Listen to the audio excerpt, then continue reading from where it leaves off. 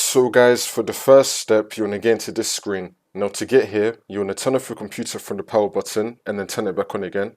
As soon as it turns on, you want to turn it off again and then turn it back on again. You want to repeat this 3 times. So you want to turn off your computer from the power button and then turn it back on again. As soon as it turns on, you want to turn it off again and then turn it back on again. You want to repeat this 3 times, and then on the 4th time, when you turn your computer on again, it will then take you into this screen. And now once you're on this, you want to click on Troubleshoot, Advanced Options, and then Startup Settings.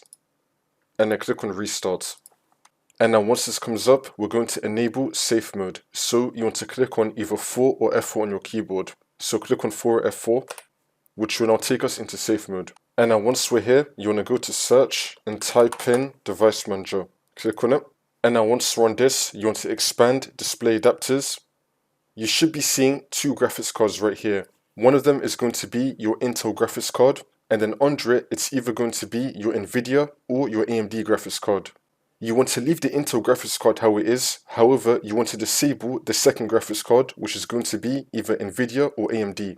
I don't have it on my computer, but just imagine that this graphics card is either the Nvidia or the AMD graphics card, which is showing on your screen. You want to right click on it, and then click on Disable, and then click on Yes. Again, you can leave your Intel graphics card how it is, don't do anything to it, but you want to disable your AMD or your Nvidia graphics card. For the next step, you want to restart your computer. It's now going to take you back into Windows, and this should now fix your problem.